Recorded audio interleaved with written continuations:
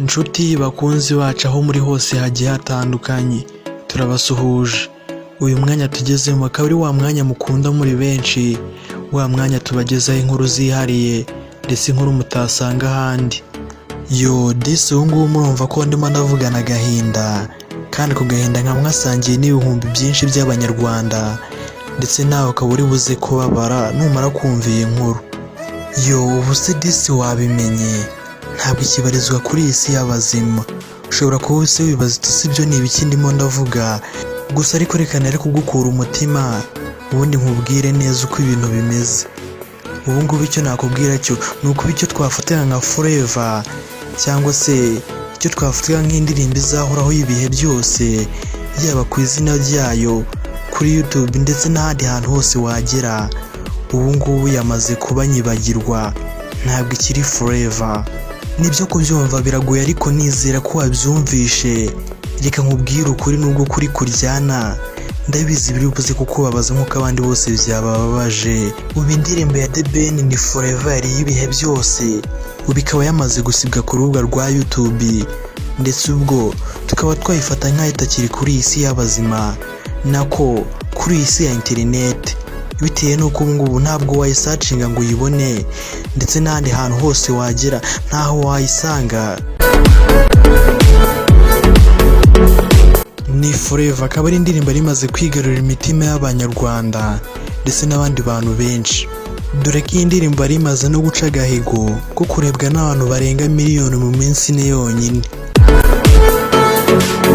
Mu by'ukuri yaba abanyarwanda ndetse n'abandi bantu benshi bakundaga theben ntabwo bakiriye inkuru y'uko indirimbo ye yamaze gusibwa ku rubuga rwa YouTube, bitewe n'uko theben yari amaze igihe kinini atabahereza indirimbo cyangwa se adasohora indirimbo, nuko ubundi no mu gihe ayisohoye, iyo asohoye irasibwa. Ibi ni ibintu byababaje abantu benshi, ndetse batangira no gukeka abantu babyihishe inyuma.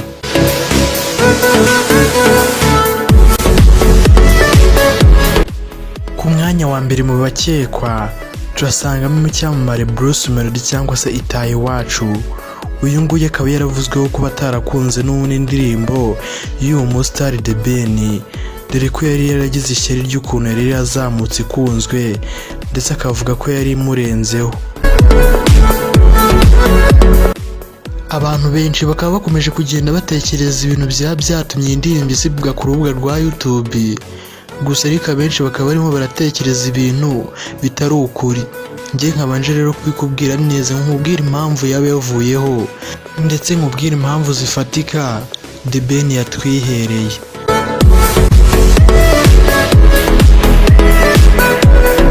Ubu rero hakaba hari impamvu nyinshi zitandukanye zishobora kuba zatuma ikintu kiri kuri YouTube cyasibwa, cyangwa se indirimbo iri kuri YouTube na video iyo ari yo yose byasibwa.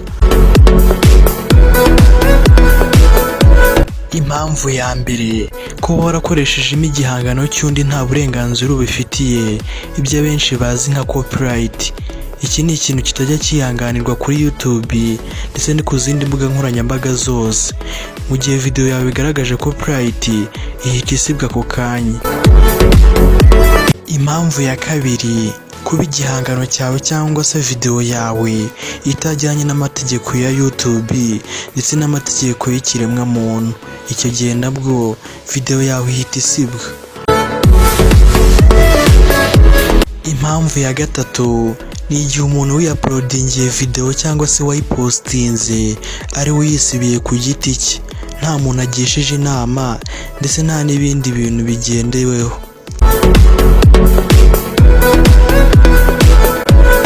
Ushobora kuba wese wibaza uti se muri izo mpamvu zose tubabwiye, ni iyihe mpamvu yatumye indirimbo ya theben isibwa?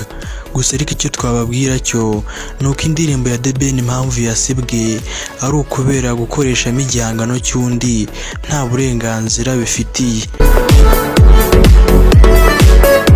Gusa ariko ntabwo bivuze ko indirimbo ya theben yasibwe burundu, ahubwo mu gihe yarikarama akawutanga impamvu zifatika zumvikana, indirimbo ye ishobora kugaruka.